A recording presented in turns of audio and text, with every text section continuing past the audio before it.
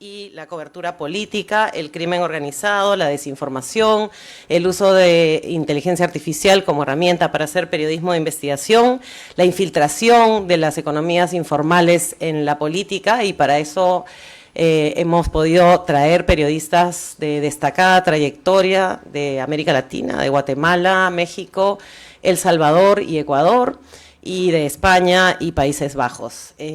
Bueno, quiero entonces dar por inaugurado el evento y disfrutar estos 2 días de periodismo de calidad para intercambiar herramientas. Las personas que están acá invitadas como audiencia tienen pues toda la posibilidad de poder preguntar, indagar y aprovechar estos 2 días de trabajo.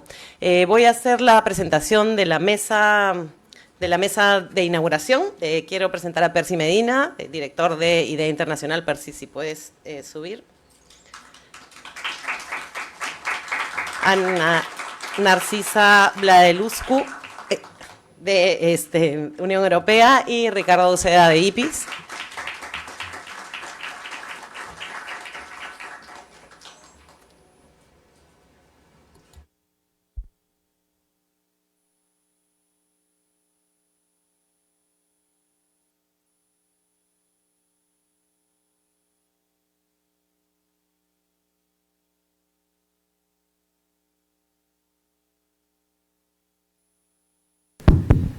Muy buenos días, es un gusto en nombre de Idea Internacional ser parte de este panel de bienvenida a este evento, a este encuentro de periodismo de investigación Europa-Latinoamérica.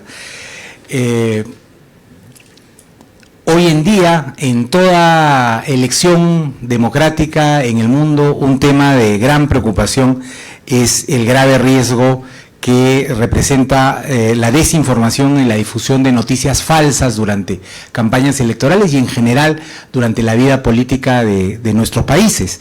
Y ese será el eje del encuentro de este año, el poder trabajar en relación con cómo el periodismo puede, desde el periodismo de investigación, desde la verificación de datos y desde el ejercicio honesto y riguroso de la profesión, aportar a que nuestras democracias eviten los riesgos de la desinformación, de las noticias falsas y en general de la distorsión de la realidad política, especialmente en procesos electorales, pero en general en relación con la política, ¿no? Las misiones de observación electoral de la Unión Europea, las 2 últimas, hicieron énfasis especial en la necesidad de abordar este tema y de comprometer a las y los periodistas en la tarea de un oficio riguroso para garantizar condiciones de un debate público informado, basado en evidencias, y que permitiera a las y los electores entender mejor también los procesos políticos. En una campaña eso es fundamental, en una campaña electoral es fundamental y sin duda es en el periodo electoral en el que eso es más visible, pero en general para la deliberación pública y para el entendimiento de la vida política es importante que los medios de comunicación tengan un esfuerzo especial en esta materia. Entonces esperamos que el encuentro de hoy y mañana nos permita abordar estrategias, herramientas y nos permita también conocer experiencias que nutran el trabajo de quienes participan de este encuentro. Idea Internacional, con financiamiento de la Unión Europea, está implementando ahora el proyecto Consolidación de la Democracia Peruana y este proyecto tiene justamente como uno de sus principales objetivos el promover que haya una ciudadanía mejor informada en términos políticos y durante los procesos electorales, y esperamos entonces que esta actividad en conjunción con otras iniciativas que incluyen a medios de comunicación aliados y a organizaciones aliadas, permita también mejorar las condiciones de la cobertura política en el Perú y en América Latina para quienes participan desde otros países con nosotros. Tenemos el gusto de tener también en la sala a más de 50 periodistas peruanos. 33 de ellos provienen de 14 regiones: La Libertad, Ayacucho, San Martín, Lambayeque, Piura, Cajamarca, Arequipa, Tacna, Puno, Ica, Junín, Cusco, Apurímac, Madre de Dios. Pertenecen en muchos casos a medios locales, regionales, en otros casos son corresponsales o asociados de medios nacionales. En todos los casos estamos hablando de personas comprometidas con el ejercicio periodístico honesto y el aporte a la política desde el oficio periodístico, y esperamos entonces que este evento sirva para mejorar sus capacidades, para cubrir noticias políticas y conocer a partir de otras experiencias cosas que se pueden hacer, no solamente individualmente en el ejercicio en cada medio, sino también en red, porque hay mucho trabajo de articulación entre medios que puede permitir abordar estas temáticas con más eficiencia. Agradecemos a nuestros aliados de la Unión Europea, el Instituto Prensa y Sociedad, IPIS, con quienes venimos trabajando hace un par de años esta iniciativa, el Consejo de la Prensa Peruana y Google News Initiative, con quienes también venimos haciendo algunas otras actividades, y esperamos entonces que este encuentro nutra también algunas otras iniciativas que puedan surgir de los debates y las discusiones de estos 2 días de trabajo. Les deseamos mucho éxito en sus acciones de estos 2 días, en la deliberación y en lo que puedan hacer con la información que se genere aquí, la experiencia que ganen para mejorar la cobertura de sus propios medios y el trabajo en red entre ustedes. Muchísimas gracias por acompañarnos.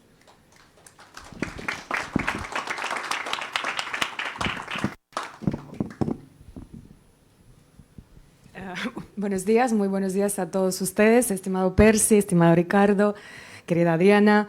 Un gran honor y un placer estar con ustedes hoy en día y dar unas palabras en nombre de la Unión Europea. Quisiera continuar realmente con lo que decía Percy, agradecer a todos nuestros aliados, en particular a IPIS, por esta alianza que ya tenemos 7 años, espero que haya por lo menos tantos y más, y mucho más. También un gran agradecimiento a IDEA. IDEA Internacional es un socio esencial, uno de los más importantes que tenemos para la promoción de la democracia en todo el mundo y en el Perú también. Quisiera también reconocer al Instituto de Prensa y Sociedad y este año al Consejo de la Prensa Peruana y también a Google como socios del evento. Quisiera saludar a todos ustedes, en particular los y las periodistas que nos acompañan desde fuera de Lima. Sabemos que hacer periodismo no es una tarea sencilla. Hacerla fuera de la capital es siempre más complicado y a veces realmente riesgoso. Este encuentro se ha convertido en uno de los más importantes en nuestro calendario anual. Nos interesa ofrecer espacios de concertación y diálogo entre periodistas, donde todas y todos pueden identificar nuevos contactos, ampliar sus redes y compartir experiencias y conocimientos concretos sobre el oficio. Fortalecer el periodismo de investigación es una de nuestras prioridades, va a continuar a hacerlo y este tipo de encuentro es parte de nuestro compromiso muy concreto.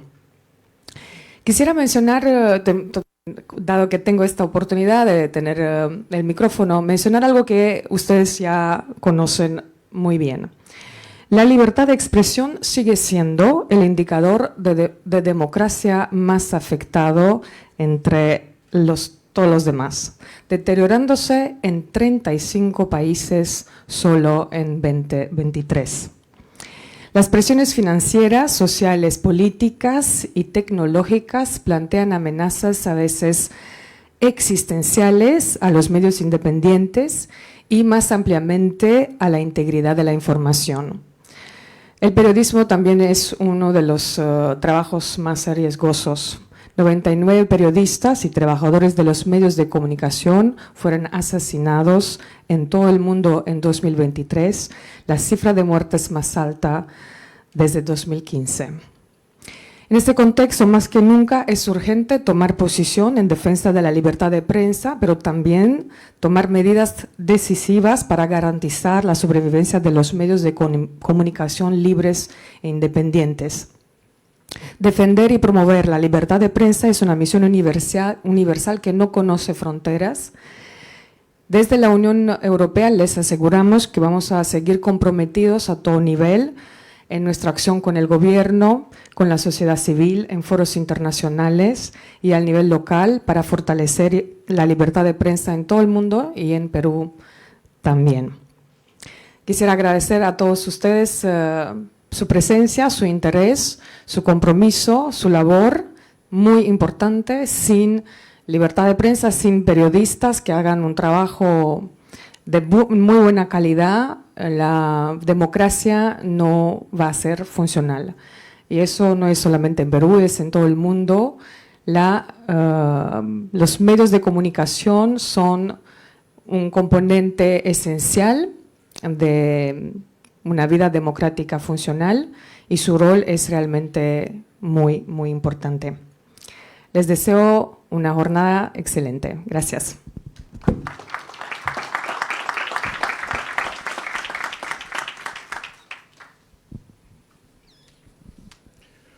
Buenos días, soy Ricardo Uceda, director ejecutivo del IPIS. Buenos días, Percy, Narcisa. Muchas gracias por permitirnos otra vez estar en esta convocatoria que reúne a periodistas europeos, peruanos, no solamente de Lima, sino del interior del país. Realmente es una iniciativa muy importante. Entonces, gracias a la Unión Europea, a IDEA, a nuestros colegas del Consejo de la Prensa, a la Asociación de Periodistas, bienvenidos todos. Yo creo que desde que hace 20 años empezamos en el IPIS a hacer rondas de discusión entre periodistas, especialmente de investigación, este tipo de reuniones no son tan importantes. Porque antes teníamos quizá la problemática más definida, ¿no? Es decir, naciones que estábamos en transición o todavía en situaciones de dictadura, ¿sí? Ataques a la prensa que eran más nítidos, arrestos, los tradicionales, ¿no? Cierres. En cambio ahora hay una serie de dilemas y una nueva problemática que realmente hace indispensable que pongamos sobre la mesa nuestras ideas, los problemas y intercambiemos experiencias y discutamos, ¿no? Yo diría que los retos son en el marco de un debilitamiento de las democracias en muchas partes del mundo, ¿no? Y también de nuevas formas de agresión a la libertad de expresión y a la libertad de prensa. Entonces, ese es un contexto realmente preocupante y que se une a la crisis de la industria, porque ha sido agotado el modelo, el esquema donde veníamos trabajando, veníamos ya sin confundir a los dueños y a los periodistas, porque es un contexto completamente distinto. Y crea una incertidumbre y una búsqueda de nuevas plataformas, de nuevas formas de expresión que está en curso y no sabemos dónde acabará, con problemas muy graves. Uno de ellos, desde luego, la desinformación y la irrupción de movimientos que no tienen en muchos casos los mismos problemas financieros que el periodismo, para desinformar y llevar a la opinión pública hacia hacia corrientes que no favorecen el interés público, ¿no? Entonces, esta es una discusión completamente actual e indispensable, y para eso pues tenemos que reunirnos, ¿no? Mejor presencialmente, puede ser también en foros, pero yo sí creo que esto no es este tipo de reuniones no son ahora reuniones, digamos, por el hecho de reunirse, ¿no? Y por supuesto, tenemos grandes masas desinformadas que votan, ¿no? Y como decía, en un proceso de deterioro de la democracia que conlleva muy poco debate, muy poca reflexión, ¿no es cierto? Una situación realmente nueva, preocupante, y ante la cual, claro, los periodistas que tenemos ahora más dimensiones que antes, estamos, sobre todo los que, digamos, deseamos hacer el periodismo profesional, entonces tenemos que defender, luchar, expandir los espacios de la búsqueda informativa veraz, verificada, ¿no es cierto?, y garantizar su existencia, su expansión, ¿no? Entonces, esa es la otra parte de la discusión.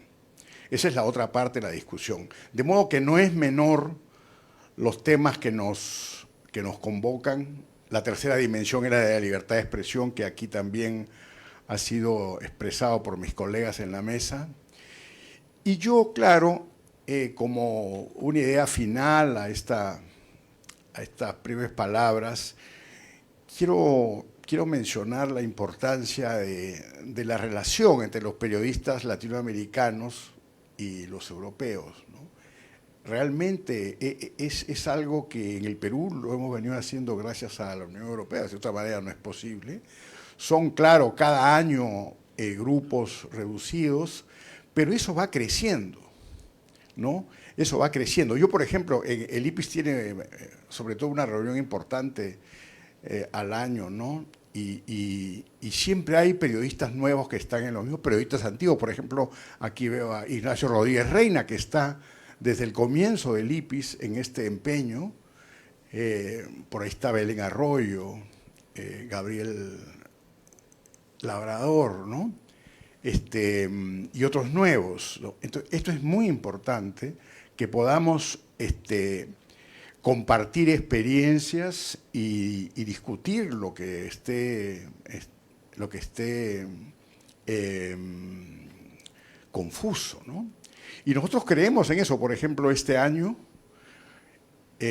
hacemos la conferencia latinoamericana de periodismo de investigación en Madrid, en octubre, aliados con El Confidencial. Aún no tengo el gusto de saludar a José María Olmo, que está por ahí. Hola, José María, ya hablaremos. Lo hacemos en alianza con Confidencial. ¿Por qué? Porque creemos que este intercambio es un intercambio que va a ser mutuamente beneficioso para nuestras experiencias profesionales y de toda índole, en todo sentido, ¿no? Hemos tenido esa experiencia con periodistas de Brasil ya hace muchos años, y ahora puedo decir que hay un puente entre Latinoamérica y Brasil. Entonces, por todo eso, creo que esta reunión es muy importante. Deseo que digamos, que aprovechen y que puedan de alguna manera los que vienen de afuera disfrutar lo disfrutable de la ciudad, y que haya discusiones realmente provechosas. Bienvenidos y gracias por asistir. Gracias. Gracias, Percy, Narcisa, Ricardo. Y bueno, ahora vamos a pasar a la primera mesa. Quiero invitar a los panelistas, a los primeros panelistas, que son Lucía Escobar, Gabriel Labrador y Edwin Kopman.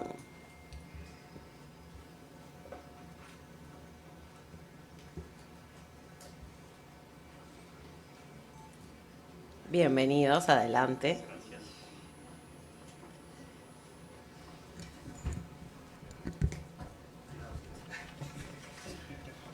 Vamos a hablar en esta primera mesa de exposición y discusión sobre los desafíos que significa la cobertura periodística política, de los procesos electorales, de la fiscalización de la función pública, y de cómo tener nuevas metodologías para poder cubrir, por ejemplo, temas de política en ambientes tan polarizados como los que estamos viviendo ahora. Por eso es que hemos traído como el ejemplo de la polarización en América Latina y también cómo sucede en este caso en Países Bajos. Quiero presentar a Lucía Escobar, es periodista freelance de Guatemala y es corresponsal para un medio que se llama Prensa Comunitaria, que si no lo conocen pueden googlearlo, me parece que les va a interesar a varios de los periodistas de regiones que están aquí. Luego está también mi colega Gabriel Labrador, periodista de investigación de un medio de comunicación de El Salvador que se llama El Faro, que es un medio aguerrido, perseguido, fiscalizador, y que, bueno, Gabriel directamente ha sido el que ha cubierto el último proceso electoral en El Salvador. Y también quiero presentar a Edwin Kopman. Edwin es un periodista, es escritor, es editor de Países Bajos, es experto en hacer periodismo también de radio y bueno, nos va a también contar un poco cómo es una cobertura de este tipo en su país y también en general en Europa, porque es un periodista que ha recorrido muchos países. Así que vamos a comenzar con Lucía. A partir de las experiencias de estos tres periodistas que están acompañándonos acá, vamos a poder, van a mostrar ellos su trabajo, cómo han hecho este tipo de cobertura, y luego vamos a tener un diálogo y preguntas, por supuesto, de la audiencia. Dale, Lucía.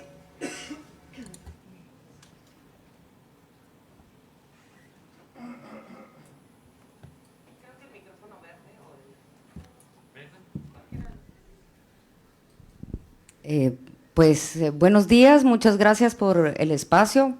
Espero realmente poder aportar algo para ustedes. El último periodo electoral en Guatemala ha sido de lo más cardíaco que ha existido. O sea, creo que nunca los periodistas habían tenido tanto trabajo, tan intenso durante tanto tiempo y con tan poca perspectiva de qué era lo que iba a pasar. En estas elecciones se judicializó el tema electoral desde que comenzaron a decir que iban a haber elecciones. El Ministerio Público, que está cooptado por lo que en Guatemala se llama el Pacto de Corruptos, que es una élite empresarial con políticos corruptos que desde hace 10, 15, 20 años han cooptado todas las instituciones y han logrado sobre todo cooptar el Ministerio Público y el organismo judicial. Entonces, por primera vez en estas elecciones, los candidatos fueron desapareciendo por procesos judiciales en el camino. Digamos, había una serie de candidatos fuertes y a cada uno el Ministerio Público fue encontrándoles pequeñas cosas hasta ir dejando solo los que ellos consideraban que iban a quedar. En ese grupo se coló misteriosamente alguien que no le daba a nadie mucho poder o creían que no iba a llegar, que es Semilla, el presidente actual, Bernardo Arévalo, un tipo muy técnico, muy académico, que venía de la academia, que no ha hecho, digamos, pactos con este grupo élite. Y, bueno, también hay una cosa en Guatemala, las elecciones se tardan, la primera vuelta fue el 25 de junio, la segunda vuelta fue en agosto y la toma de posesión es en enero. Entonces realmente fueron 7 meses intensos después de la primera vuelta, que ya se sabe que va a quedar Bernardo Arévalo en segundo lugar, con una candidata que ya llevaba 4 vueltas de tratar de ser presidenta y nunca lograba. Y en el momento en que queda él, el Ministerio Público se empeña en que no debe participar, aunque ya las elecciones están y como en toda Latinoamérica, están blindadas de alguna manera en la que en el proceso no se puede bajar a un candidato, ¿verdad? Pero es lo que intenta el Ministerio Público desde el primer día. Entonces los periodistas, que pensaban muchos que después de la primera vuelta venía un tiempo como más de relajarse y poder planear tal vez como las coberturas, resultó que fue una cosa así, muy intensa. Vamos a ver. bueno, como contexto general, pues Guatemala, al igual que los otros países, pues se debate entre estos extremos, ¿verdad? También tiene una fascinación con la mano dura, no sé si aquí también, pero en Guatemala por lo menos. Bueno, y estos sistemas de corrupción que están intrincados pues desde la colonia. Estos datos son de artículo 19 y la red Rompe el Miedo, que durante los 2 días de elecciones hubo 45 agresiones a la prensa, 4 días de elecciones, o sea, 11 periodistas agredidos al día. Bueno, pues un par de herramientas básicas, ¿verdad? Que todos, me imagino que se identifican, pero con el tema de las elecciones es que también como uno está corriendo generalmente pues siempre hay que regresar a lo básico, ¿verdad? Cargar el celular, baterías extras, chaleco, identificación, aunque suene obvio, a veces se nos olvidan esas cosas. Bueno, también el tema de cuando uno es de los departamentos, yo generalmente pues he trabajado en municipios, en departamentos, en aldeas, soy freelance, entonces nunca tengo un equipo grande de trabajo conmigo, generalmente estoy sola, me toca pues hacer el audio, tomar las fotos, hacer videos, hacer tweets, hacer ahora los guiones para los Pictolini, los Reels y bueno, es de todo un poco, pero a pesar de eso pues siempre creo que hay que planificar y también tener una red de contactos siempre cercana. Es importante, si hay red de periodistas, pues acercarnos, que la gente sepa dónde va a hacer uno la cobertura, más si estás sola, pues decirle a alguien dónde vas a estar y ir bien identificado. En Guatemala, en los pueblos indígenas, uno tiene que ir a presentarse a la alcaldía y decir que está en su comunidad y en su territorio, pues haciendo un trabajo. Ahora es lo primero que, por lo menos nosotros en las comunidades indígenas hay que hacerlo. También pues eso, asegurarse el transporte, a veces a mí me ha tocado cubrir lugares donde se llega en lancha y no hay después lancha de regreso, no hay donde puedo mandar el trabajo, internet, entonces todo eso pues hay que tenerlo pensado, ¿verdad? Lo de los teléfonos de los procuradores, de los policías, gente de derechos humanos que puede ayudarlos en cualquier momento y también saber dónde poner una denuncia. Bueno, eso, durante las elecciones, eso, no importa qué tan ocupado estar, siempre hay que verificar la información. Y pues el uso de redes sociales para ir contando lo que va pasando en tiempo real, pues también funciona. Bueno, esa foto es muy impactante porque eso es después de la segunda vuelta, cuando el Ministerio Público entra al Tribunal Supremo Electoral y se roba las boletas, abren las cajas, que supuestamente es evidencia y está prohibido, y bueno, empiezan esta persecución que al final no tuvo un buen final, pero que tuvo, como les digo a los periodistas, durante 5 meses, que todos los días nos levantábamos.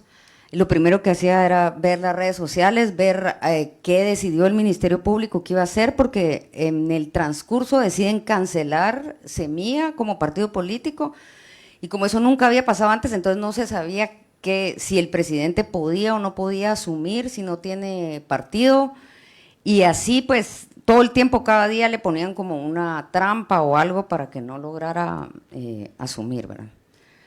Entonces, bueno, por eso pongo algo de salud mental, porque creo que como periodistas pues también tenemos que poner un alto, digamos, a nuestro trabajo también y ver cómo estamos nosotros. No podemos, por mucho que, digamos, un periodo así en que las elecciones duran 7 meses continuos de trabajo intenso, pues uno también creo que tiene que darse su tiempo y su descanso y poner distancia entre lo que sucede. No hay que explotarse laboralmente, por favor.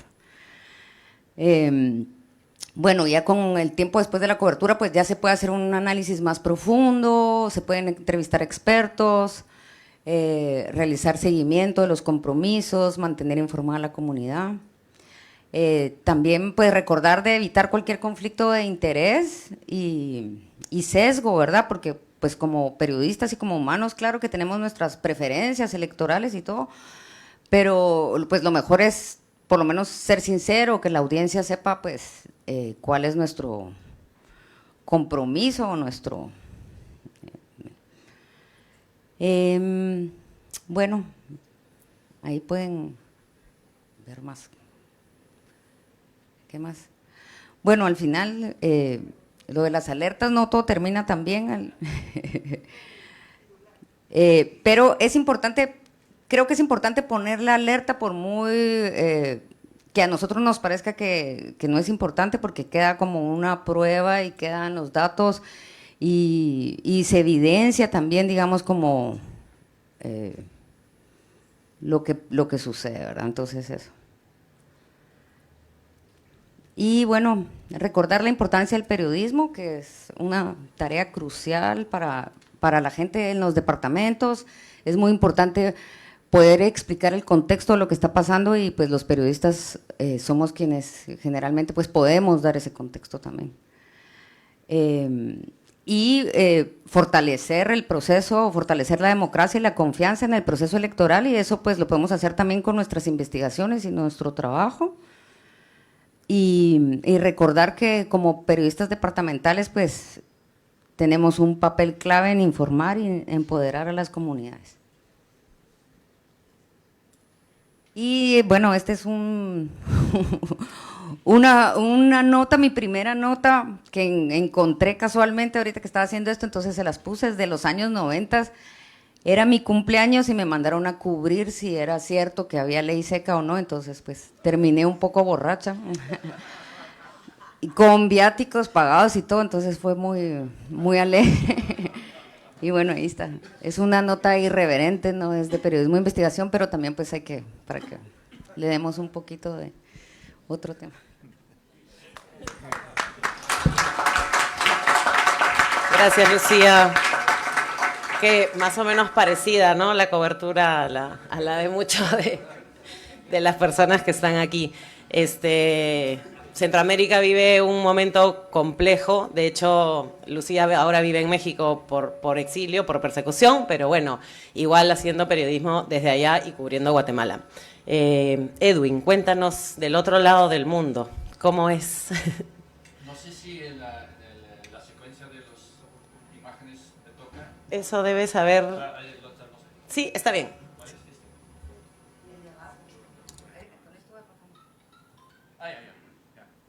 Ok. Bueno, mira, yo... ¿Aló? Sí. Trabajo para el radio, necesito un micrófono. Mira, yo... mi trabajo periodístico pues pasa en América Latina, entonces los ejemplos de las experiencias que voy a contar son de esta zona, de esta región. Yo trabajo para la radio pública holandesa y un periódico nacional en Holanda, y estoy cubriendo este continente pues 25 años, cubriendo elecciones, manifestaciones, revoluciones, etcétera, ¿no? Primero quiero manifestar mi admiración y respeto para ustedes, porque ustedes son periodistas que trabajan en provincia, que están en el terreno y están en primera fila de todo lo que pasa en este país y en estos países.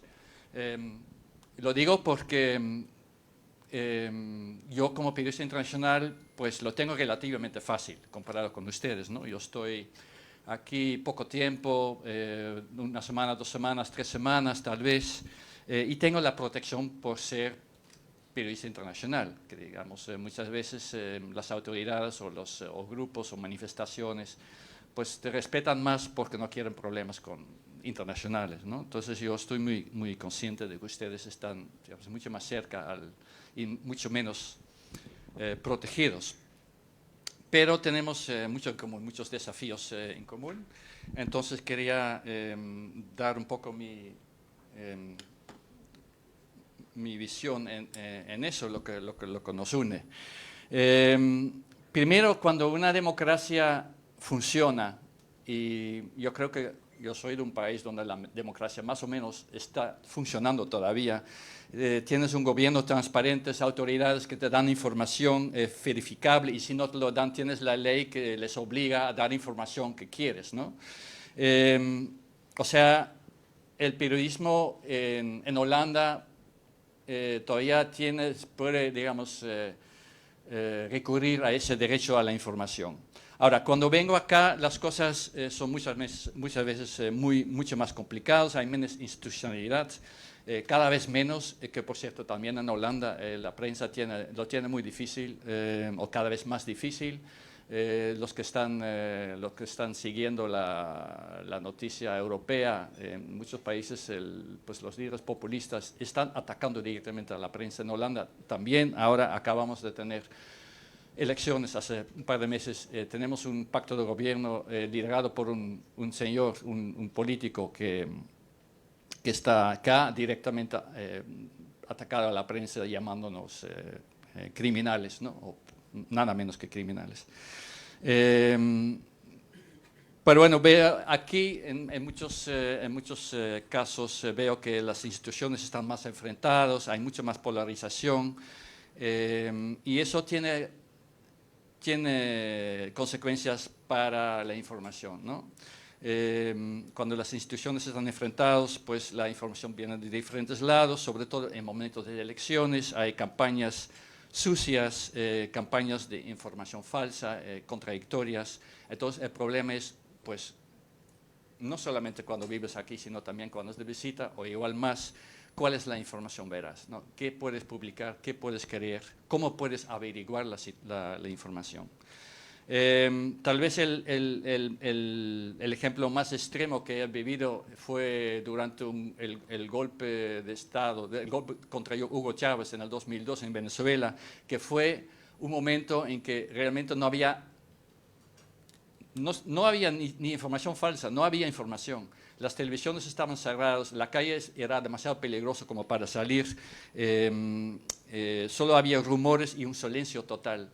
Hugo Chávez había desaparecido, estaba en un hotel sin poder llamar a nadie porque era a media de la noche y los canales de televisión y de radio cerrados.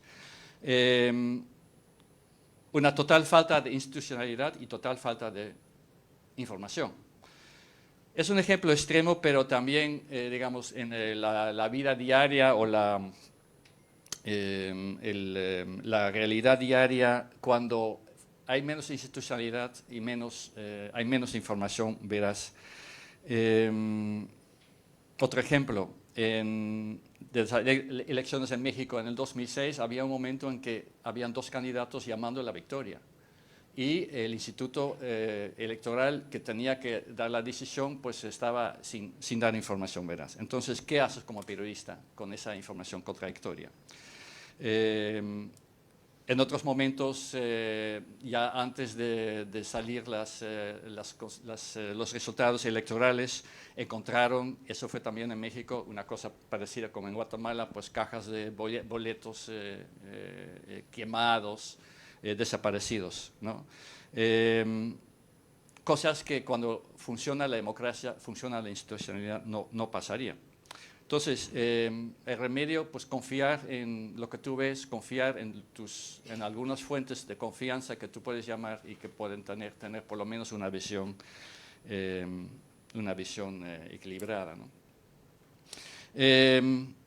Yo creo que todavía más importante o más peligroso para el periodismo, digamos, para el ejercicio del periodismo es la seguridad, tanto física como jurídica, ¿no? El segundo desafío, diría yo, aparte de la confusión de la información. Cuando las instituciones no funcionan, estás desprotegido como periodista, digamos, hablando de la seguridad física, ¿no? Y a mí me ha pasado que manifestantes me agredieron, eso fue en Surinam, los seguidores del que luego fue el presidente de Surinam, Bouterse, que me acusaron a mí. Ustedes saben que Surinam es una ex colonia holandesa y que me acusaron de imperialista holandés, dando la falsa noticia mientras estaba cubriendo su manifestación. O sea, era una cosa realmente absurda, pero me tenía que ir porque estaba agredido por los mismos manifestantes. O sea, no había ni policía para protegerme. En Venezuela me pasó algo contradictorio. después del golpe salí a la calle a ver que la celebración de los seguidores de Chávez, porque Chávez había vuelto a su sitio, y me empezaron a felicitar. Felicitar porque vieron que la prensa internacional por lo menos había dado la historia real, contraria a la prensa nacional de Venezuela, que eran todos la oposición en ese momento, y me empezaron a felicitar, cosa que también me incomodó, porque dije, si ahora me felicitan, pues ¿qué haré mañana?, ¿no?, cuando piensan que la prensa internacional no cubre lo que ellos quieren. Y eso, digamos, ok, me tenía que huir de la masa de las manifestaciones en Surinam, pero todavía tengo y repito, la ventaja como periodista extranjero que tengo cierta protección, ¿no? O sea, mis colegas en México pues los detienen o incluso los matan, ¿no? En Cuba también los periodistas terminan en la cárcel. Eso es cosa que todavía a mí no me ha pasado, por lo menos. La seguridad jurídica es otra. Eso sí me toca muchísimo, porque lo que pasa es que en algunos países necesito para entrar una visa de periodista. Te lo obligan para poder trabajar, pero luego no te lo dan. Y los ejemplos son Cuba y Venezuela, por ejemplo, ¿no? O sea, tú pides un visa de periodista antes de viajar y no te lo dan. Y entonces al final te vas en visa de turista. Y esa es precisamente la situación, la posición en que te quieren tener. En un limbo jurídico que cuando pasa algo te pueden echar, ¿no?, por falta de visa. Me ha pasado en Cuba me han expulsado en un momento que las autoridades pensaron que hablaba demasiado con los opositores, con los disidentes. Me expulsaron y desde entonces no puedo ni pedirle a visa periodística, porque ya seguro que, o sea, ni lo toman en consideración. He tenido problemas en Venezuela también. Obviamente trabajaba ahí como turista porque, como dije, la visa de periodista no te lo dan, y en el momento de que quería pasar la frontera a Colombia y volver, no me dejaron entrar por falta de la visa periodística, ¿no? Eso todavía por lo menos no me meten en la cárcel, ¿no?, o no me ponen a juicio, como pasa con periodistas locales aquí. Pues tenemos ejemplos de sobra. Pues mis colegas que están aquí en la mesa lo tienen mucho más difícil. El legendario ejemplo José Zamora en Nicaragua, que está preso por hacer su trabajo. Guatemala, perdón. Y aquí mismo en Perú tenemos el ejemplo de Gustavo Gorriti, que ahora está perseguido por la justicia por no revelar sus fuentes, ¿no? Esas son cosas que en Europa todavía no pasan, y a un periodista extranjero aquí en América Latina todavía no ha pasado. O sea, repito que para mí todavía, digamos, los peligros son relativos, ¿no? Lo que sí, como consecuencia para mí como periodista extranjero, es que tengo que trabajar en ciertos países con muy bajo perfil, ¿no? Cuando voy a Cuba, cuando voy a Venezuela, por lo menos cuando entro, obviamente no digo que soy periodista, y luego pues ahí en esa temporada que trabajo ahí no publico sobre este país, o sea, y no hago nada en las redes sociales, ¿no? Y en general, cuando trabajo en América Latina, en ningún país procuro no aparecer en los medios, o sea, para dar mi opinión sobre la política local. En el pasado lo he hecho, pero ya soy, digamos, más cuidadoso con esto. Cuando me invita a una radio, por ejemplo, aquí en Lima me llaman, oye, usted viene de visita, no puede participar en un debate sobre la política local, por lo general digo que no. Y para terminar, el último desafío que me gustaría mencionar es la censura o la autocensura, ¿no? Yo, obviamente como extranjero, la censura no me aplica. O sea, yo puedo publicar en Holanda lo que pasa en el Perú o cualquier país que cubro aquí, no hay problema, pero no quiere decir que no hay presiones, ¿no? Un ejemplo muy claro era una entrevista con Leopoldo López cuando visitaba Holanda, y luego le publiqué algunos pronunciamientos en Twitter, y a los 2 minutos me llama Leopoldo López o su ayudante como para si no podía quitar el mensaje, ¿no? Que fue una entrevista acordada, grabada, o sea, no había ninguna duda de que fuera una cosa, digamos, mía. o inventada, y la pregunta era que no puede usted quitar el mensaje en Twitter. Obviamente que no lo he hecho, pero yo puedo hacerlo, o sea, no puedo hacerlo, puedo no quitarlo, o sea, sin consecuencias, porque a mí no me van a perseguir ni meter preso. Lo único que me cerraron las puertas para la oposición es que ya no me dan entrevistas desde entonces. Pero bueno, eso todavía es un punto que puedo aceptar, ¿no? Lo que más complicado es la autocensura, ¿no? Ustedes también, supongo que también tienen que luchar con ese problema. El ejemplo que quiero dar, y para eso termino, que cuando me expulsaron de Cuba, yo durante mucho tiempo procuré, después me arrepentí, pero no a escribir de la misma expulsión, para evitar que no me dieran visa después, porque me dijeron, usted le vamos a expulsar, pero después usted puede volver. Y yo pensé que era así. Entonces no escribí de la misma expulsión hasta que descubrí que no era verdad, que no me dieron visa de todas maneras. Entonces ahí empezó a publicar. Pero yo lo consideraba también una forma de autocensura. A veces no escribes cosas o dejas o lo escribes a lo mejor de una forma menos fuerte para dejar las puertas abiertas, ¿no? Es un peligro porque no estás contando la historia, pero a la vez a veces es inevitable en situaciones donde la democracia no funciona bien o donde la situación está muy polarizada.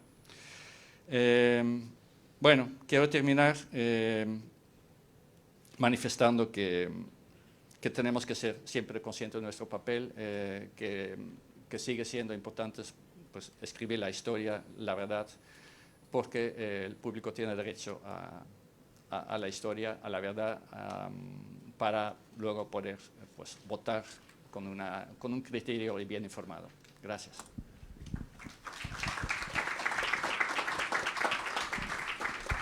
Gracias, Edwin.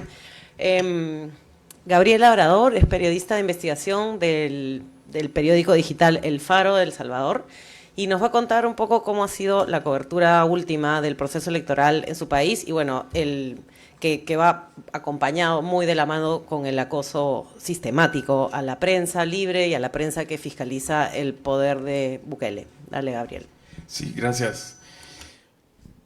Me encantaría hacer una explicación política de cómo surge alguien como Bukele. Creo que eso es bastante interesante, pero lo podemos hacer después. Ahora quiero aprovechar este tiempo para eso, contarles lo importante que es sencillamente seguir haciendo periodismo en momentos de confusión y de marañas de desinformación. Porque ahorita en este momento, en El Salvador y en otras partes del mundo, lo que hay es una batalla por la credibilidad. Bukele es una persona bastante creíble para la mayoría de salvadoreños y salvadoreñas, porque no lo empezó a trabajar ahora en 2019 cuando tomó posesión, sino que él empezó a construir su marca desde 2011, 2010 por ahí, su marca personal, con mensajes en redes sociales, con alguna lógica, con un sentido democrático muy, muy visible, que ahora está totalmente borrado de sus expresiones verbales. Pero en aquel momento él parecía un demócrata auténtico, ¿no? Nos mensajeábamos en WhatsApp con muchos periodistas, o en DMs de Twitter. Era una persona muy digamos, accesible. Es decir, tenía un discurso, una forma de ser muy distinta a lo que es ahora. Entonces creció una credibilidad en él. A este momento es muy difícil pedirle a la ciudadanía que deje de creer súbitamente en un personaje autócrata cuando tiene 8, 9, 10 años creyendo en alguien como él, ¿no? Entonces esta batalla de credibilidad al final se transforma en algo muy concreto, que es, bueno, o sea, básicamente a los periodistas nadie nos cree versus la credibilidad que tiene el político. Para esto, para combatir esta crisis de credibilidad necesitamos ser relevantes para nuestras audiencias. Y ahí es donde los periodistas del interior, de las provincias, son cruciales. El periodismo que se hace en la urbe, en la metrópolis, sí funciona y está ahí el centro neurálgico del poder, pero quien no hable del territorio no está hablando de la realidad. Y es ahí donde los periodistas de la capital, yo vivo en San Salvador, bueno, en un municipio vecino, Santa Tecla, pues sí, ahí hay parte de la realidad y nos toca eso, entrar en un diálogo con las provincias, con los departamentos y encontrar temas locales que se conviertan en temas nacionales. Solo así recuperamos un poquito ese terreno perdido de la credibilidad. O sea, en este tema es de ir poco a poco. La desinformación nos está afectando. Los procesos electorales son sumamente caóticos y yo creo que no vale la pena entrar en una lucha titánica de uno a uno. O sea, que el ministro tal dijo una desinformación y a entrarle a desenmascarar esa mentira. Porque en el día pueden haber 4 más y al día siguiente otras 5 y no vale la pena. Es un ejercicio demasiado desgastante. Yo propongo ponernos nuestros trajes de buzos o nuestras corazas, nuestras armaduras. Hablando de armaduras, aprovecho para mandarle un gran saludo a Gustavo Gorriti, una solidaridad de parte de los periodistas de El Salvador y con todos los periodistas y periodistas, hombres y mujeres perseguidas en el Perú. Entonces lo que propongo es esto, es ir al centro neurálgico, a buscar de dónde viene esta desinformación y eso es lo que hemos hecho en El Faro. Hemos tratado de huir de esta vorágine de todos los días, de desinformar, que se agradece, hay fact-checkers, hay medios dedicados al fact-chequeo. El Faro tuvo en un momento una sección de fact-chequeo, pero se derrumbó precisamente porque había demasiado y teníamos pocos recursos.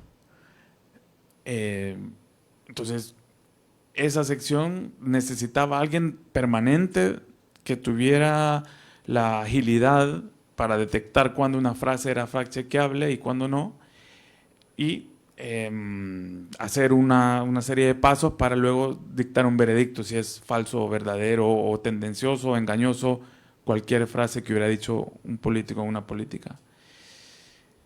Y esa sección pues la quitamos porque no había nadie encargado y se esperaba que el periodista o los periodistas de la redacción tuviéramos suficiente interés como para proponer una vez a la semana un fact-chequeo, lo cual no fue así.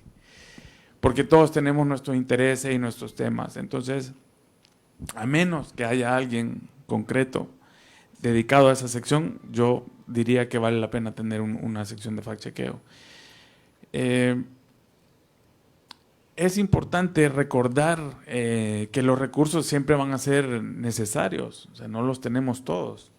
Y por eso las alianzas son tan importantes. Creo que Convoca aquí en Perú ha hecho un esfuerzo bastante interesante de alianzas con periodistas del interior para contar la Amazonía y distintas regiones, y a mí me parece eso bastante relevante. Quiero hacer énfasis en que antes de, o sea, para esta cobertura que hemos hecho electoral en El Faro, no comenzó el proceso electoral cuando el Tribunal Supremo Electoral lanza la convocatoria. No, por supuesto que no, esto comienza desde antes. Tenemos que entender quiénes son los políticos que vamos a cubrir y no conocerlos de cómo se llama y de dónde viene, no. Se trata de conocer incluso hasta las matrículas del vehículo en el que anda. El presidente Bukele, cuando era alcalde, él empezó a ocupar camionetas blindadas. Digamos, era 2016 por ahí. Se entiende en un país como El Salvador que teníamos el 2015 el índice más elevado de homicidios creo que del mundo, 2015, 102.000 asesinatos por 100.000 habitantes. Claro, pero el punto no era ese, el punto era la matrícula, y la matrícula lo que arrojó es que esa camioneta era de un entramado de corrupción del expresidente Saca.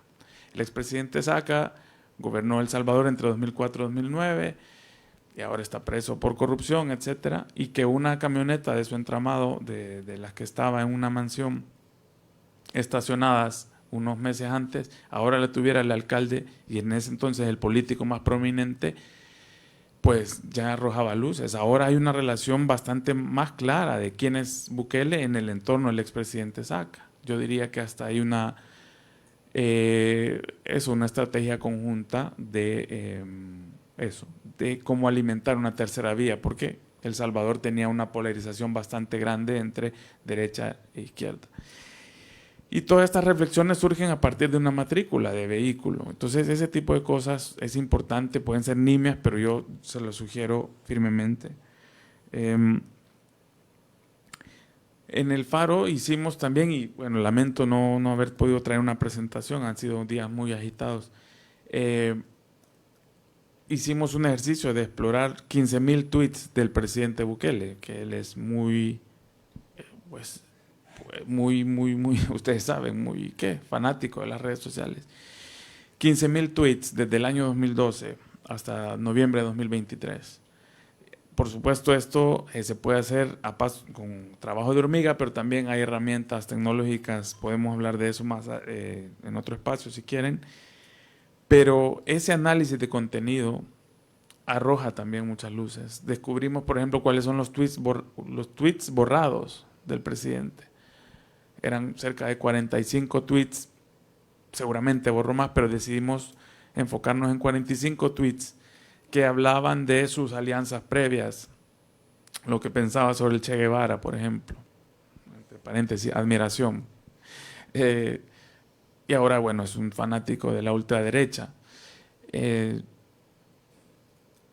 También se detecta con este análisis de contenido, por ejemplo, cuál es su actitud contra la prensa, cuál va a ser. Entonces, eso permite intuir cómo va a ser su actitud de ahora en adelante, o en algún momento en específico. También, qué piensa de la academia, de la ciencia. Hicimos capítulos, es muy interesante. El reportaje se llama El arma digital de Bukele y es bastante compendioso. Ahí, por supuesto, no lo hicimos solo los periodistas, sino también un equipo de informática y especialistas en análisis de contenido. Fue un trabajo de varios meses. Todo eso permite al final saber quién es con el que estamos combatiendo, entre comillas. O sea, tenemos que conocer cuáles son las herramientas que tiene el político.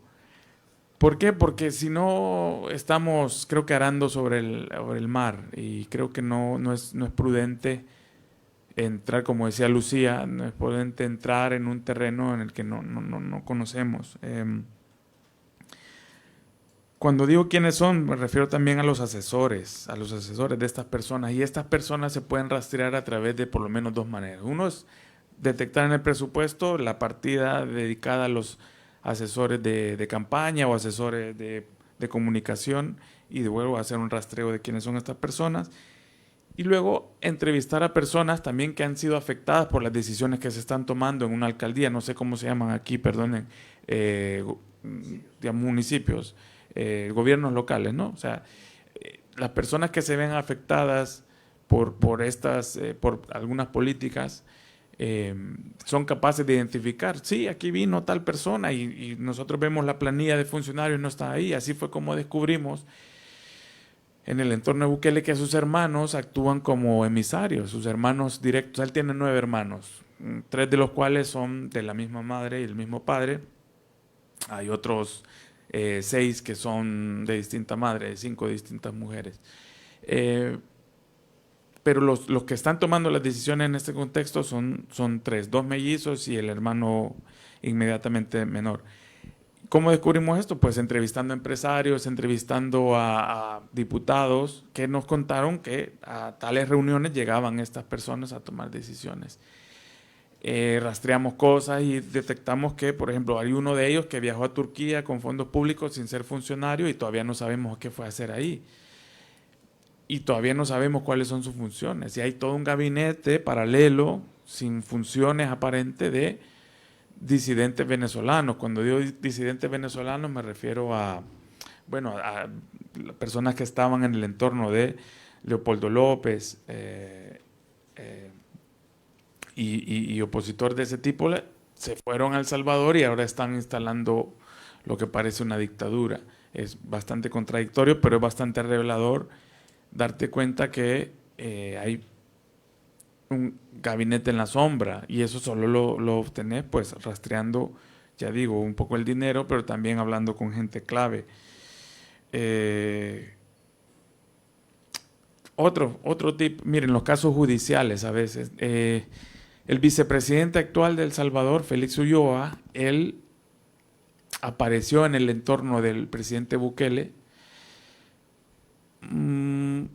porque él era un opinador en televisión, en entrevistas. Él le pagaban, allá por 2015, 2016, para ir a set de televisión a hablar bien sobre tal cual cosa o tal cual otra. Y recibió un estipendio por eso. Eso fue allá por 2015, 2016, 2017. Él se lanzó a la presidencia a la vicepresidencia en 2018. Pero hay un proceso judicial que se llevó a cabo contra el ex fiscal Luis Martínez, en el que quedaron por escrito todos los chats de WhatsApp de este fiscal. Y ahí de repente apareció ahí un indicio de que había toda una red de periodistas pagados, opinadores, etcétera. Y es ahí donde detectamos que había exfiscales, exfuncionarios, expresidentes de asamblea, exdiputados que casualmente iban a los sets de televisión a hablar de cierta manera, de ciertas temáticas. Todos los casos judiciales permiten encontrar este tipo de cosas. Y resulta que el que dirigía esta red, se llama Porfirio Chica, ahora es un personaje relevante porque en tiempos electorales fue el que promovió hashtags, por ejemplo, en redes sociales. Por ejemplo, había una muy emblemática, se llamaba "Qué linda dictadura", se llamaba el hashtag, "Qué linda dictadura". Y ese hashtag tuvo un impacto y una participación, un engagement, dirían los especialistas, bastante grande. Y descubrimos que el primero en promoverlo fue él y luego se armó toda una red de desinformación en tiempos en que por la pandemia se estaba deteniendo a mucha gente, a muchos salvadoreños, solo porque andaban en la calle sin mascarilla, por ejemplo. Y luego esto permite entender que los hashtags no llegan solo porque sí, porque a algún publicista se le ocurrió.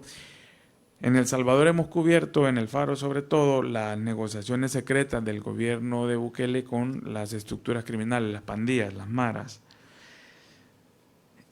Hubo un quiebre en esta administración entre 2021 y 2022 que se puede rastrear incluso en redes sociales.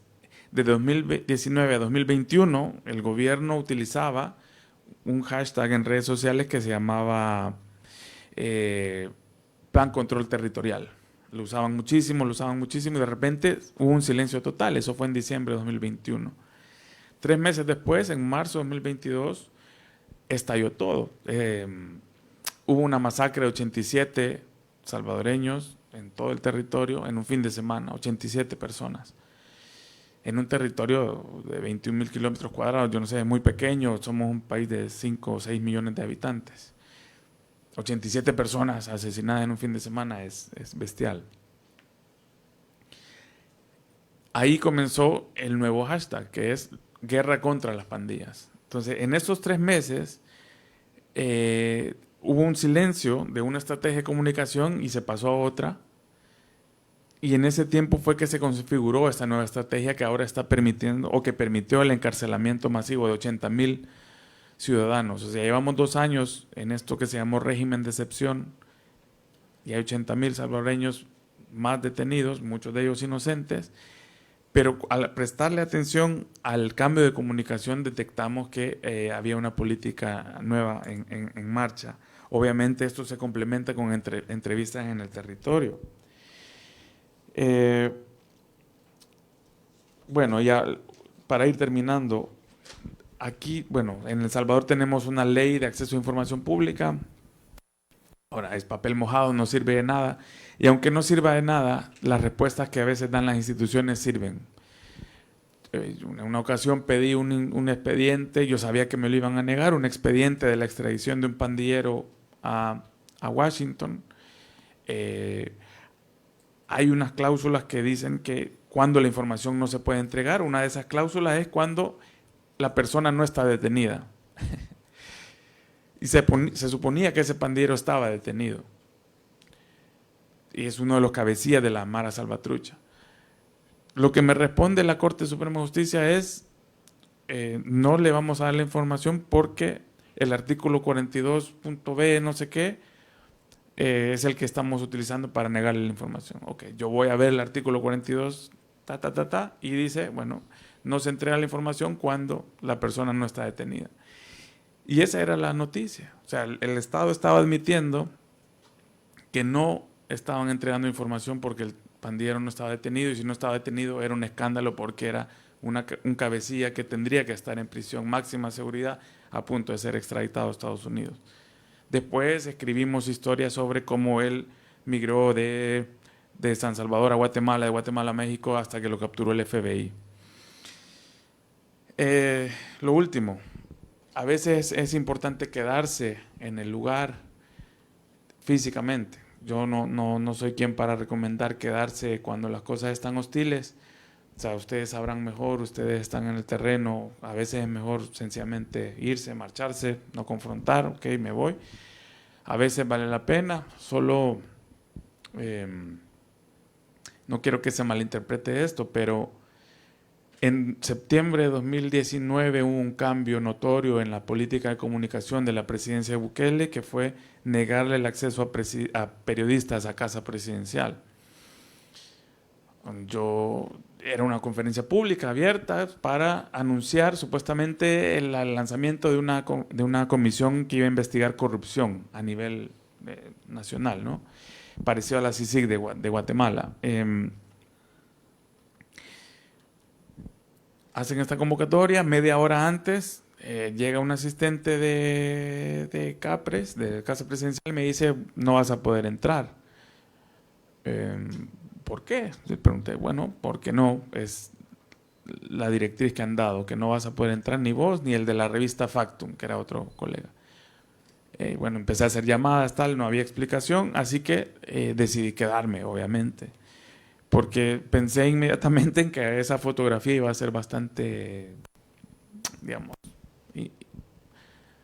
emblemática. Bueno, Gorriti dice que hay que defender la democracia. Yo creo que demostrar cuando hay censura directa a un periodista, eso es importante. Entonces yo me quedé, y cuando todos estaban entrando, camarógrafos, tal, bueno, yo hice el intento de entrar. Sin violencia, nada, solo traté de entrar y un soldado me puso la mano así. Mi colega tomó la fotografía, con eso me di por servido y me retiré. Ahora esa foto yo creo que significa mucho, y una imagen vale más que mil palabras. En ese momento me pareció inaudito que no nos dejaran entrar a un espacio público donde se iba a anunciar una decisión de interés público. Entonces esa fue la manera de reaccionar. Entonces en esas ocasiones, cuando hay algo tan, por supuesto, estamos hablando de la capital, probablemente el edificio más custodiado, no es lo mismo que estar en Puno, por ejemplo. O sea, yo sé, pero esas son unas recomendaciones. Con esto termino, y bueno, les agradezco mucho la atención, los felicito por el trabajo que hacen, y espero que podamos discutir más ampliamente. Gracias. Gracias, Gabriel, Edwin, Lucía. Vamos a pasar una ronda de preguntas. No sé si se animan aquí. Una, allá. 3, 4. Listo. Por favor, si se identifican. Ok. Buenos días con la mesa directiva, buenos días con todos los colegas de las diferentes partes del país. Bueno, Gabriel, realmente ¿cómo preguntar sin volverse otro expositor más, ¿no es cierto? Porque el tema es amplio. Yo no sé si pasa en otras provincias. Yo en estos instantes vivo en Cajamarca. Soy de Lima, pero vivo en Cajamarca hace muchísimos años. Cajamarca es mi hogar, mi tierra, en donde tengo a mi familia. Y es un lugar en el cual realmente vienen pasando cosas bastante extrañas. Yo no sé si pasa en el resto del país. Quizás en la capital, aquí en Lima, no se den cuenta.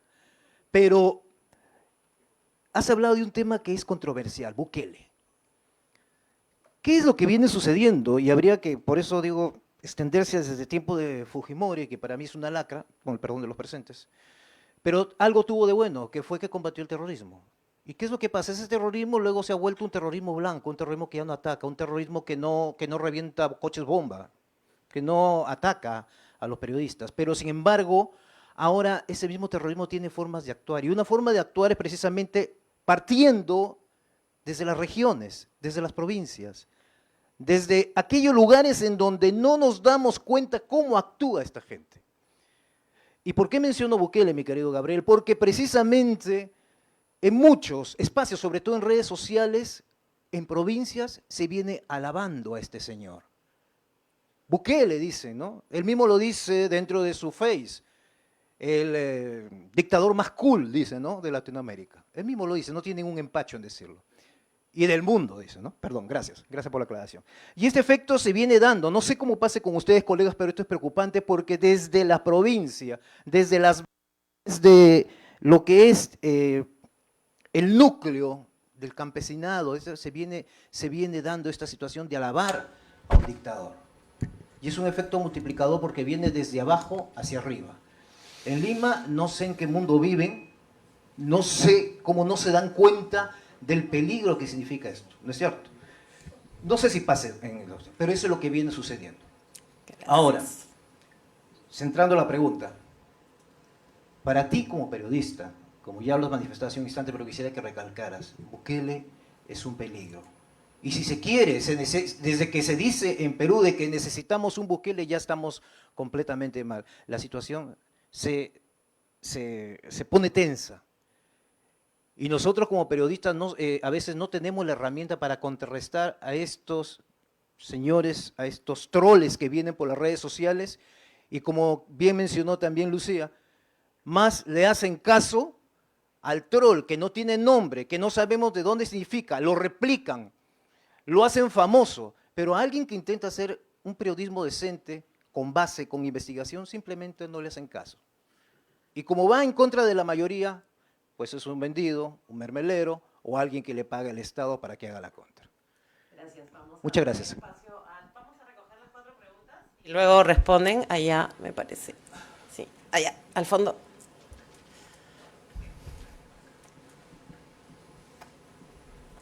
¿Qué tal? Buenos días.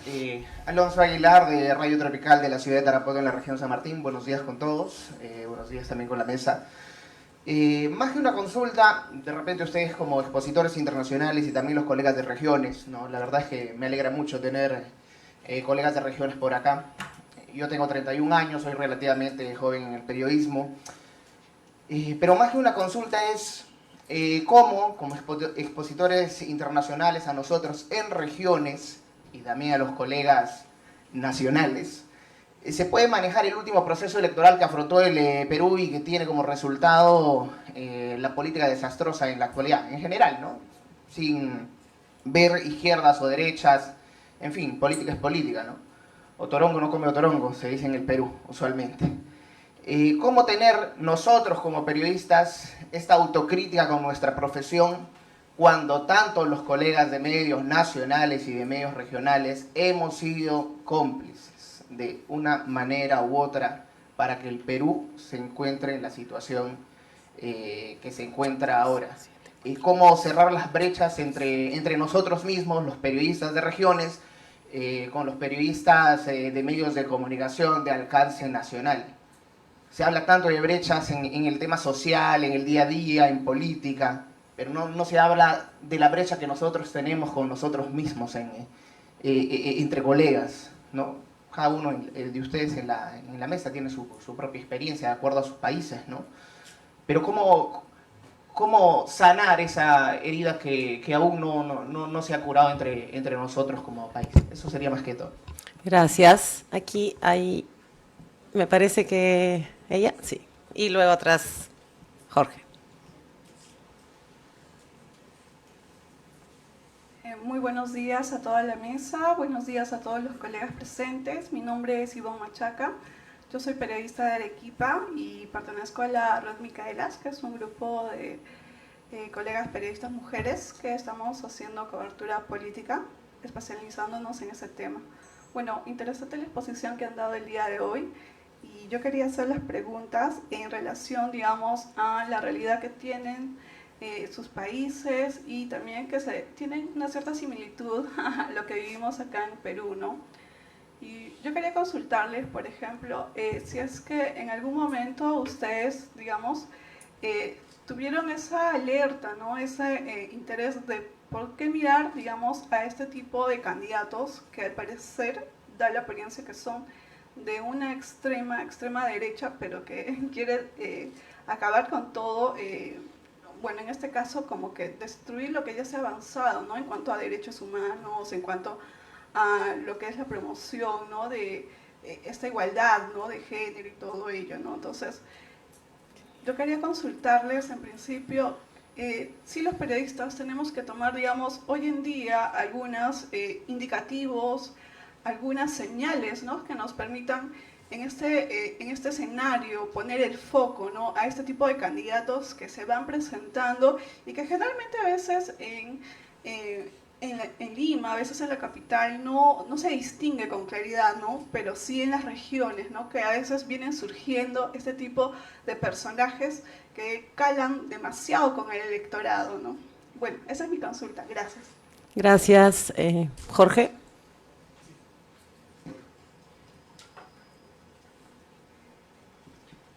Mi nombre es Jorge Moncada, vengo de Lambayeque. Me parece interesante lo que dijo Lucía, las alertas. Creo que la mayoría de los que estamos aquí pertenecemos a algún gremio, o a la asociación, la federación, o el colegio de periodistas. En alguna oportunidad tuve un hecho violento, gracias a IPIS, que pudo ser replicado. Pero lo que hizo Lucía, que nos contó como la alerta, y me quedó en duda, ¿fue una iniciativa propia? ¿No fue de algún gremio? ¿Cuál fue la respuesta de parte de los gremios periodísticos de tu país y de las autoridades? Eso quisiera saber. Muy amable, gracias. Muchas gracias. Lucía, si quieres empezar. Gracias. Pues bueno, las alertas, durante esos días salieron 11 alertas diarias, ¿verdad? Entonces realmente había tanto que estaba pasando que en el momento exacto, digamos, como que no pasó nada, pero creo que sí es importante porque quedan y dan una prueba, digamos, de lo que está pasando. Ahorita en Guatemala, por ejemplo, la mayor cantidad de alertas son por acoso del Ministerio Público, la policía, a periodistas departamentales. Entonces, a pesar de que ya hubo un cambio de gobierno que traía mucha esperanza, digamos, pero esto evidencia que en las municipalidades y en los departamentos no ha llegado, digamos, esa información de cambio de gobierno, de cambio de visión, y siguen desde cosas como no dejar a un periodista cubrir un asesinato, no acercarse a tomar una foto, hasta quitarle la cámara, quitarle, incluso, bueno, han metido preso hasta periodistas por acercarse demasiado, digamos, a un evento que está cubriendo el Ministerio Público, entonces como que está interrumpiendo las pruebas o algo. Y bueno, entonces también se pueden hacer este otro tipo de alertas que ya que se mandan directamente a las autoridades, donde se cuente, digamos, lo que pasó y se le exige a las autoridades pues que tenga un trato respetuoso a los derechos humanos. Entonces, bueno, eso, no pasó nada en el momento, pero creo que sí sirve y sí funciona para evidenciar pues lo que vivimos como periodistas. Gracias, Lucía. Edwin, ¿sí? ¿Algún comentario? ¿Sobre lo último? Sobre lo último y sobre las preguntas en general, sí. Bueno, con los alertas tengo poca experiencia porque obviamente yo no los necesito. He mencionado, sí, eso ya, casi me da vergüenza decirlo, pero yo tengo como extranjero, pues entonces no me ha sido necesario. Lo que sí tomo precauciones en ciertas situaciones, por ejemplo, cuando voy al campo en México, donde no solamente está el narco, pero también las autoridades que a veces son más peligrosos que el mismo narco. Cuando sí cubro la desaparición de estudiantes ahí, pues entonces estoy en permanente contacto con otros periodistas locales, por cierto, ahí sí también agradecimiento a mis colegas locales de aquí en toda América Latina, que se cuidan mucho de mí, y ahí hay como, supongo que aquí en Perú también existe como redes de periodistas que digamos, que se ocupan, que cuando estás en el campo y que sales, que estás en permanente contacto vía WhatsApp o por teléfono, reportando cada 15 minutos o media hora, pues mandando un mensaje para decir que estás ahí y estás bien, ¿no? Sí, un par de puntos. Bueno, la brecha entre sí, los periodistas, pues entonces que en la capital y en la provincia y periodistas que se dejan llevar por fines políticos, ¿no? O sea, ¿qué hacer con esto? Pues mira, yo creo que es un problema que no solamente se ve aquí en Europa, en Holanda también se ve a veces, pues, de las periodistas o prensa que se dejan llevar por fines políticos y pierden la imparcialidad totalmente. No, es muy difícil de llenar esa brecha, o sea, de evitarlo. Lo único que uno puede hacer, yo creo, es hacer el trabajo bien y no dejarte llevar por simpatías por un lado u otro, y ser en cuanto más independiente posible. Tengo que reconocer que a veces a nosotros como periodistas internacionales pasa esto, que te dejas llevar por alguna simpatía por algún lado simplemente porque pues vas a cubrir una historia en un país casi dictatorial o autoritario y tienes la simpatía por la oposición, ¿no? Que está, digamos, protestando contra el régimen, ¿no? Yo creo que toda la prensa internacional se ha dejado llevar mucho, hablando del tema de Venezuela, por la oposición de Guaidó contra Maduro, ¿no? Hace unos años. Y yo creo que demasiado, porque hubo mucha confianza en esa oposición democrática, entre paréntesis, porque luego yo descubrí por el ejemplo que mencioné, que no siempre ha sido tan democrático. Yo creo que la tarea es mantener pues simpatía siempre tienes, pero en cuanto publicas, en cuanto más posible la imparcialidad y contar los hechos, ¿no? Contar la historia como con las voces de dos lados. Y para terminar quería pues contestar la destrucción de la democracia, y yo reconozco muy bien cuando usted me dice que hay una tendencia, no solamente aquí, sino también yo creo que es mundial, como una destrucción de todo lo que hemos construido durante décadas en términos de derechos humanos, derechos de grupos minoritarios, de democracia, de derechos humanos. Eso también estoy viendo en Holanda, o en Europa más en general. ¿Qué hacer contra eso como periodista? Pues yo creo que pues hay dos vías. La primera tiene experiencia en Bélgica, que se llama cordón sanitario, que es, como se llama, un acuerdo entre periodistas, no darles plataforma, ¿no? A esos grupos de extrema derecha muchas veces, o populistas. No entrevistarlos y dejarlos no entrar en los estudios, simplemente callarlos. Obviamente tienen sus canales directos vía los medios sociales, pero por lo menos los medios tradicionales no son cómplices. Yo no sé si estoy de acuerdo con esa política, porque tiene un elemento antidemocrático también, ¿no? O sea que obviamente la prensa tiene como tarea de controlar y de dar espacio a todos, pero de alguna forma ha funcionado, digamos, en parte de Bélgica, donde esa tendencia populista de extrema derecha no ha tenido mucho éxito, gracias a esto. Yo creo que mi método sería como más bien, sí invitarlos, pero preparar bien la entrevista y hacer las preguntas muy críticas con que, digamos, los mismos argumentos de un político de ese tipo pues se caen por el debate, ¿no? por las preguntas críticas y por los hechos, ¿no? Yo creo que eso es más, sería más una postura periodística, o sea, invitarlos y hacer la pregunta muy crítica y preparar la entrevista muy bien, con buena información. Gracias. Gabriel. Sí. Preguntaba sobre, bueno, cómo combatir estos cantos de sirena del combate a temas tan sensibles como el terrorismo. O sea, la gente ha vivido el terror más puro bajo bandas criminales de todo tipo, y bueno, es innombrable lo que han sufrido. Y bueno, la ultraderecha hace eso, uniendo un poco la pregunta que hacía la última colega, pero también en realidad los políticos sin ningún tipo de ideología hacen uso de estas banderas del sufrimiento de la gente para proyectarse, lo cual es sumamente, o sea, a ver, no tiene nombre, no tiene ética eso. ¿Por qué fructifican este tipo de proyectos políticos? Y básicamente porque identifican cuáles son los temas más sensibles para la gente.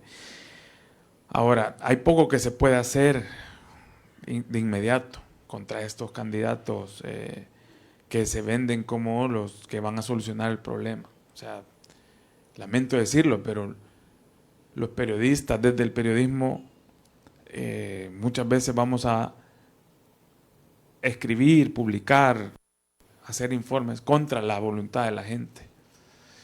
La gente en El Salvador nos ve a los periodistas como enemigos del proyecto de Bukele, precisamente porque encontramos los matices, encontramos las injusticias, encontramos la desproporción en el uso de la fuerza pública, encontramos la falacia del punitivismo populista, y cuando lo decimos la gente está, perdón el español, encabronada con nosotros por decir estas cosas, y hay que decirlo. Yo siento que a veces el periodismo es una botella que se lanza al mar con un mensaje. En algún momento llegará a algún lugar, y cuando llegue ese mensaje va a ser efectivo. Pero por el momento puede ser que ande flotando ahí la botella sin un destino claro. Pero lo importante es que esté escrito, que lo digamos, lo registremos. Yo acabo de publicar, bueno, no, en 2021 publiqué un perfil sobre Bukele. Ahí hay muchas explicaciones de quién es, por qué. Y siento que, bueno, ese reportaje ahorita mismo no es lo más leído. Por supuesto, es bastante largo. Las condiciones actuales requieren, por ejemplo, hacer resúmenes en TikTok. Podemos discutir mucho de eso, pero muchas veces lo que vamos a hacer es hablar contra la corriente, y eso es muy complicado de asimilarlo como periodistas. Muchas veces creemos que tenemos esa posibilidad de estar bien con todo el mundo, y no, o sea, en realidad el periodismo es una profesión muy solitaria. Y es por esto, porque hablamos contra muchas veces lo que quiere la gente. Y es, sin embargo, lo que nos toca decir, porque es el interés público. Los canales de YouTube que usa Bukele no solo son los oficiales, sino que son muchos youtubers pagados o que lo hacen de manera orgánica, que replican los mensajes que le interesa al poder. En un día detectamos, fue el 1 de marzo de 2022, me parece, hubo en un solo día 270 videos de YouTube con el nombre de Bukele en el titular, en El Salvador, de distinto tipo. Y ese es el análisis sistemático que se debe hacer, o sea, entender la comunicación. En la pandemia muchos descubrimos es el monstruo de 1000 cabezas que es Bukele en términos de comunicación, pero es que si no se entiende eso, es difícil investigarlo.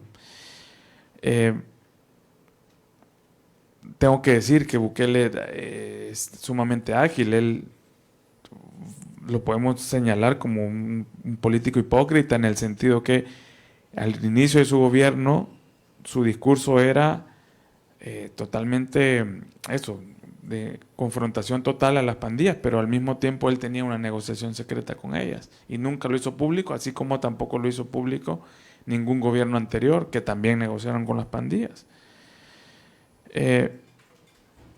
Entonces la gente en realidad tiene el poder de eso, de participar en las decisiones públicas, pero para eso tienen que saber lo que está ocurriendo, y para que saber lo que está ocurriendo la prensa tiene que estar ahí, o sea, dando información. Es obvio esto lo que estoy diciendo, no es nada nuevo. Yo estoy seguro que muchos de ustedes en las reflexiones diarias llegan a conclusiones similares. ¿Qué hacer con la división del gremio? Bueno, o sea, eso yo creo que ocurre en todas partes, pero en El Salvador tenemos la Asociación de Periodistas de El Salvador, en la que yo estoy también como relator de libertad de expresión, y ahí muchas de las divisiones se notan todos los días, pero es mejor estar agremiados, estar, digamos, unidos bajo una misma causa, tratando de hacer la defensa de libertad de expresión, porque sin eso se acaba todo, ¿no? Yo abogaría nada más a la transparencia de todos los que hacen emisión de opinión pública, que se sepa quiénes son los que financian, quiénes están detrás, quiénes son los dueños, dónde están registrados, cuáles son las aportaciones que reciben y cuáles son sus líneas editoriales. Si eso está visible en el medio de comunicación, en la página de YouTube, en la página de Facebook, yo creo que se puede cribar bastante, se puede filtrar, y la gente tiene más herramientas para decidir cuándo la información es confiable y cuándo no.